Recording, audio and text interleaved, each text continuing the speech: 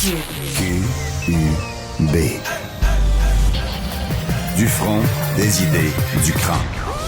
Éveille la curiosité, suscite la réflexion, favorise le dialogue. Pour comprendre le monde qui vous entoure. Radio, télé, balado, vidéo. Savoir et comprendre, Cube.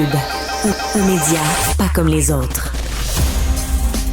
Bonjour tout le monde, Pierre Nantel ici, en remplacement de Sophie Durocher qui... On peut pas être contre la vertu et elle accompagne son mari qui est en situation opératoire. Richard Marceau qui est au CHUM actuellement dans la salle de réveil. On espère que tout va bien pour lui. On est certain parce que j'en arrive, moi, de ce CHUM, justement. J'ai eu une intervention chirurgicale il y a environ 3 semaines et le service était fantastique. Le personnel tellement bienveillant et compétent. Alors, c'était fantastique. Tout ce temps-là, par contre, la vie continue. Et on lisait dans Le Devoir ce matin à quel point il y a de longs délais pour les gens qui veulent apprendre le français. On parle dans Le Devoir, selon des données qu'ils ont obtenues, d'une attente moyenne pour un cours à temps plein chez Francisation Québec qui aurait doublé au cours de l'été. On va en discuter avec le coordonnateur du regroupement des organismes de francisation du Québec, M. Carlos Carmona, qui nous accompagne aujourd'hui. Bonjour, M. Carmona. Bonjour.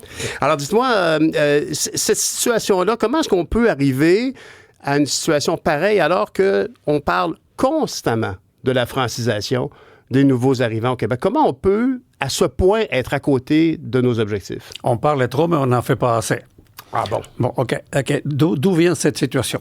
Vous n'êtes pas sans savoir que Francisation Québec, un organisme qui a été créé l'année dernière à la suite de l'adoption de la loi 14, et c'est une loi qui a créé ce qu'on appelle un guichet unique pour les personnes qui veulent suivre des cours de francisation ou des cours de français. Et des cours qui peuvent être offerts soit par des organismes communautaires ou par le secteur d'éducation aux adultes, si je ne me trompe pas. Exactement. C'est là où le bas blesse. Là. Ouais. Dernièrement, on a entendu, d'abord la création de Francisation Québec et l'élargissement de l'admissibilité à ces cours-là a créé un engouement énorme. Il y a énormément de personnes, beaucoup de personnes qui ont voulu... je suis bien d'accord avec vous. Moi, je suis un fervent défenseur du français au Québec. Et donc, cet engouement a créé des listes d'attente.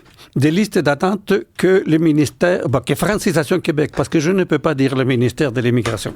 Avant la loi 14, c'était le ministère de l'Immigration qui gérait ça avec...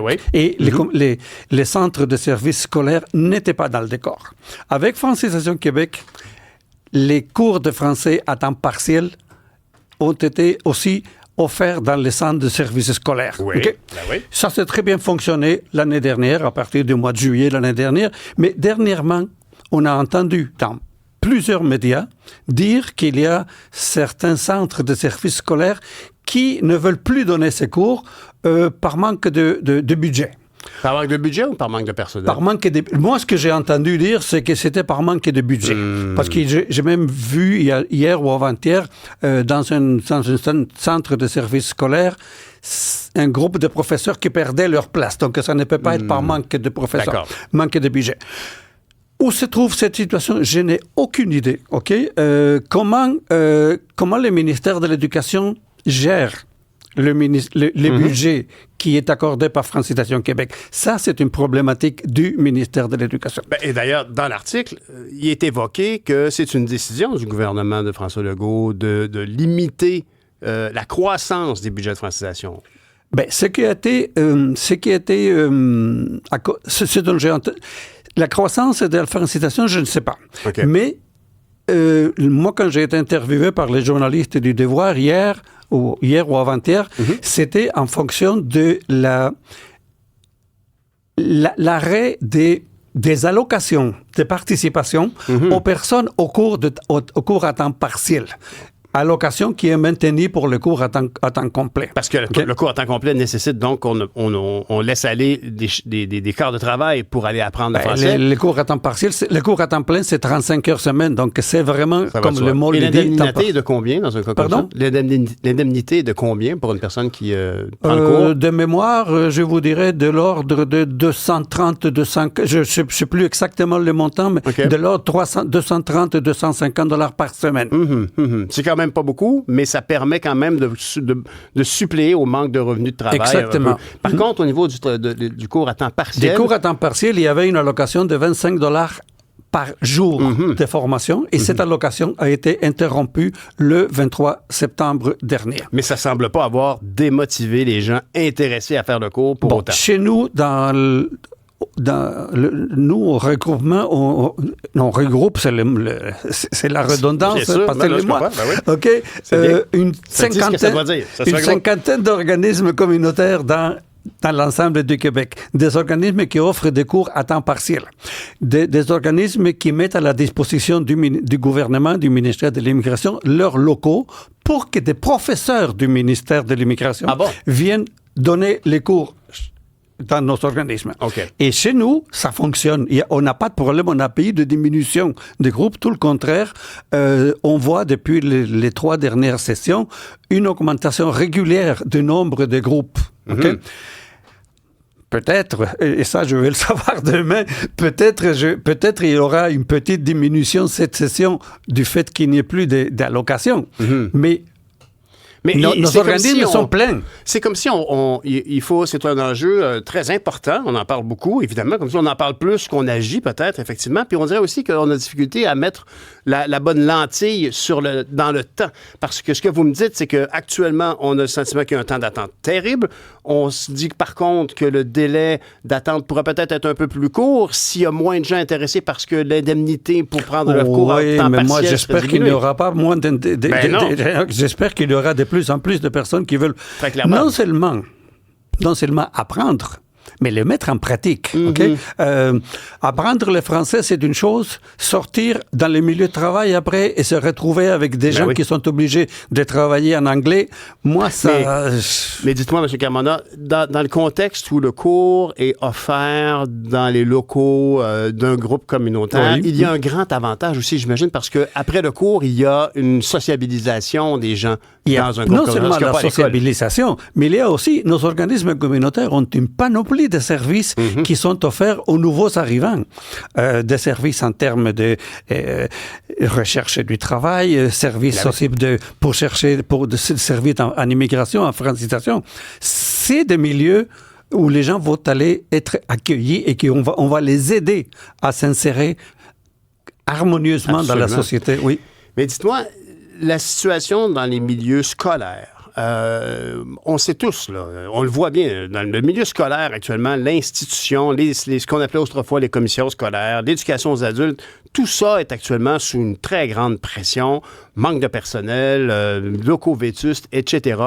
Vous craignez que si dans le milieu scolaire, on offre moins de francisation, vous, là, ça va être la cohue, les gens vont cogner aux portes. Mais chez nous, déjà, le ministère nous a demandé à nos organismes quelle était la capacité maximale de locaux. Okay? Donc là, on est demandé par le ministère de pouvoir offrir de plus en plus de services. Puis est-ce que le budget est au rendez-vous pour ça? Pour nous, on n'a pas le problème de budget. Nos organismes ont des ententes annuelles avec le ministère. Et jusqu'à maintenant, les ententes ont été respectées et nos cours se donnent de façon régulière. Et vous n'avez pas de misère à trouver des enseignants parce que c'est le ministère qui les fournit. C'est pas nos enseignants, c'est là aussi où il y a un autre problème quelquefois. Le ministère, jusqu'à l'année dernière, avait des difficultés à nous fournir les enseignants pour des groupes. Ça, c'est un autre problème. Je sais que depuis quelque temps, il y a eu des offres d'engagement de la part du ministère. Je sais qu'il y a des personnes qui ont fait une demande d'application pour enseigner au ministère. Et on a de plus en plus, je pense que le ministère en ce moment, là je vais donner des chiffres au hasard, c'est pas moi qui représente le ministère.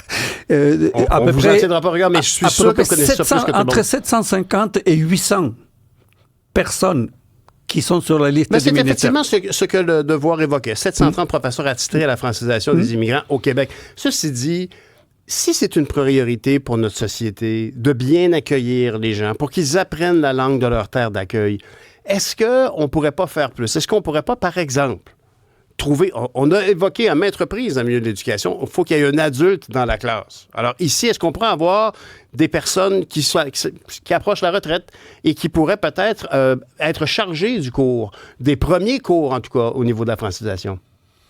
Oui, mais il y a aussi des personnes immigrantes qui étaient enseignantes dans leur pays. Bien sûr. Et quelquefois, ici, leur compétence n'est pas nécessairement reconnue. Donc ça pose un problème. À un moment donné, on parlait de médecins, de chauffeurs de taxi. Là, j'espère qu'on n'arriverait pas à un moment donné à parler des anciens enseignants, chauffeurs de taxi ou Uber, parce qu'en ce moment, il y en a beaucoup qui font Uber. Bien sûr. Mais par contre, est-ce qu'une personne qui a une formation de professeur, mais qui ne maîtrise pas la langue, une fois s'il ne maîtrise pas la langue, il ne peut pas enseigner. Voilà. Mais il y a peut-être des personnes qui étaient des enseignants de français dans leur pays. Je sais qu'il y a quelques temps, j'ai vu un article... Vous faites allusion donc à des gens en dehors du système actuel qui pourraient contribuer, qui s'ils ne sont pas reconnus comme enseignants dans le système régulier pour les enfants ou les plus jeunes, ils pourraient peut-être l'être en français. Ils pourraient. En tout cas, il va falloir creuser. À condition, par exemple, qu'ils aient eu dans leur parcours académique un cours de pédagogie.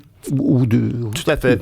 Mais de toute façon, on parle ici d'adultes, règle générale, d'adultes, parce que les enfants sont pris en charge par le système d'éducation. On parle donc d'adultes qu'on doit sortir de l'isolement, leur apprendre la langue que tout le monde utilise. Au Québec, on parle français, puis il faut leur donner le goût du Québec. Je vous remercie beaucoup pour toutes vos interventions, parce que très clairement, ces gens-là, on doit bien les accueillir. Et bien les accueillir, c'est leur donner le goût de parler notre langue. Merci de la parler si bien, d'ailleurs. Mais j'espère aussi que l'ensemble de la société québécoise va avoir la même opinion que vous, et que quand ils vont rencontrer un immigrant qui a des difficultés à parler français, ils ne vont pas, passez-moi l'expression, switcher automatiquement en anglais. Parce que ça, c'est un problème aussi dans l'application de l'utilisation de la langue de la part de beaucoup d'immigrants. Je suis d'accord avec vous. On regarde les élections qui ont lieu actuellement dans la commission scolaire anglophone de Montréal. Oui, j'étais surpris qu'il y avait encore des élections. Oui, hein? J'ai vu des pancartes dans les rues et je me demandais où il y avait des élections. Mais c'est essentiellement des gens qui arrivent d'ailleurs, qui sont probablement pas nés au Canada, mais on veut absolument amener tous ces gens vers la société d'accueil francophone qu'est le Québec. Merci beaucoup, M. Carmona, M. Carlos Carmona, qui est coordonnateur du regroupement des organismes en francisation du Québec. Merci beaucoup. Bonne journée. Merci. Au revoir.